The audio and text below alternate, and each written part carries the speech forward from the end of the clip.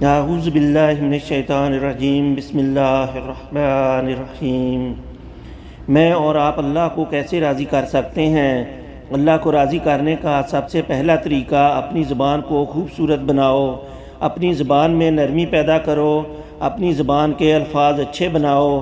یہ زبان تو ایک دکان کا تالا ہے، جب یہ کھلتا ہے تو پتہ چلتا ہے کہ اس دکان میں سونا تھا کہ کوئلہ ہے۔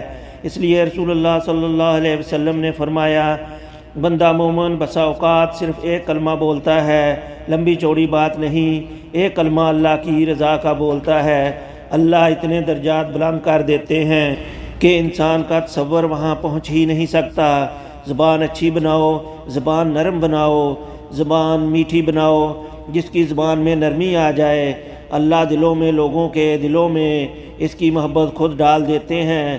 اللہ کے رسول صلی اللہ علیہ وسلم نے فرمایا، جنت میں اللہ کرسٹل کے گھر بنائیں گے، گھر میں بیٹھا ہے، پورے جنت کو گھر میں بیٹھے دیکھ رہا ہے۔ اللہ کے پیارے پیغمبر صلی اللہ علیہ وسلم نے فرمایا، یہ کس کے لیے ہے؟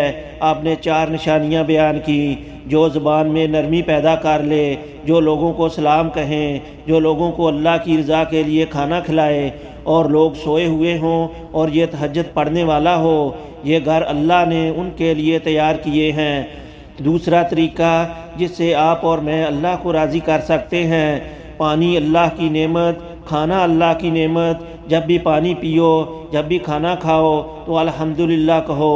رسول اکرم صلی اللہ علیہ وآلہ وسلم کا فرمان ہے، جب بندہ مومن پانی پیتا ہے یا کھانا کھاتا ہے، الحمدللہ کہتا ہے، اللہ اس سے راضی ہو جاتے ہیں۔ اور میں تو حیران ہوں ان حدیث کو پڑھ کر، آپ بھی حیران ہوں گے جب حدیث کی کتاب کھولتے ہیں، چند حدیثیں ایسی سامنے آتی ہیں تو ورطہ حیرت میں چلے جاتے ہیں۔ اتنی اللہ کی رحمت وسیع ہے، بندہ خیال ہی نہیں کر سکتا۔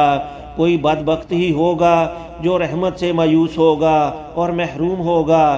تیسرا طریقہ جس سے آپ اللہ کو راضی کر سکتے ہیں، صبح و شام ذکر کرنے والا، اللہ کی حمد بیان کرنے والا اللہ کو راضی کر سکتا ہے۔ اللہ کو راضی کرنا ہے، اٹھتے بیٹھتے، چلتے پھرتے، جب بھی فارغ ہوں، یہ کلمات اپنی زبان پر لے آؤ۔ اللہ اکبر، لا الہ الا اللہ، استغفر اللہ، لا حول ولا قوت الا باللہ، حسبی اللہ و نعم الوکیل۔ چوتھا طریقہ جس سے آپ اللہ کو راضی کر سکتے ہیں، اللہ نے جو کچھ دیا شکر کرو، ناشکری نہ کرو، وبیلہ نہ کرو کہ یہ کیوں نہیں ملا، یہ مجھے ملنا چاہیے، میں اتنا بڑا ہو گیا، مجھے نوکری نہیں مل رہی، میں کیا کروں، میرا بینک بیلنس نہیں بن رہا، اولاد کوئی نہیں ہے۔ سوچو جو کچھ اللہ نے دیا ہے اس کے ہی تو قابل تھے، اور اسی میں ہی تمہاری عظمت ہے، اسی میں تمہارے لیے خیر ہے، اسی میں تمہارے لیے برکت ہے، اور سب سے بڑی بات اسی میں تیرے رب کی رضا ہے۔ اپنی رائے، اپنی خواہش کا پابند رب کو نہ بنایا کرو، رب کے فیصلے کے پابند بنا کرو۔ میں کون ہوں جو اپنی رائے کا اپنے رب کو پابند کروں کہ اللہ یوں کرو؟ کیسے ہو سکتا ہے؟ مجھے ماننا ہے کہ میرے رب نے مجھے کیا حکم دیا ہے۔ اس لیے قرآن مجید میں اللہ تعالیٰ فرماتے ہیں، شکر کرو گے تو تمہارا رب تجھ پہ راضی ہو جائے گا۔ جب راضی ہوگا اور تمہیں عطا اور زیادہ کرے گا، اور اگر تم نے ناشکری کی تو پہلے بھی نعمتوں کو اللہ چھین لیتے ہیں۔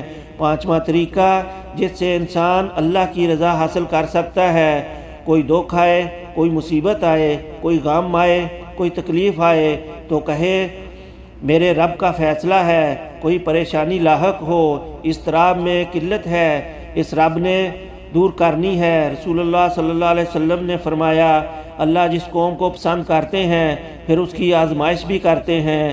جو اللہ کے فیصلوں پہ راضی ہو جائے اللہ اس پہ راضی ہو جاتا ہے، جو ناراضگی کا اظہار کرتا ہے تو اللہ اس کو ناراضگی ہی دیتے ہیں، کبھی وہ رضامندی حاصل نہیں کر سکتا۔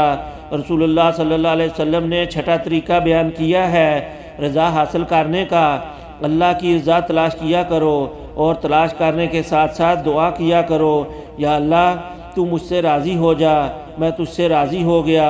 بندہ دعا کرتا ہے، میرے رب مجھ سے راضی ہو جا، اللہ میں تیری رضا کا سوال کرتا ہوں۔ اللہ فرماتے ہیں جب وہ مانگتا رہتا ہے، جب میں راضی ہوتا ہوں میں جبرائیل کو کہتا ہوں گواہ رہنا میں اس بندے سے راضی ہو گیا۔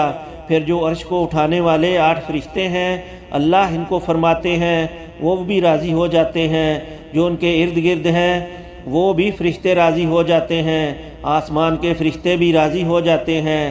پھر اللہ کا حکم ہوتا ہے جاؤ آسمان دنیا پہ اعلان کر دو یہ میرا بندہ ہے، میں اس سے راضی ہوں، تم ساری دنیا بھی اس سے راضی ہو جاؤ۔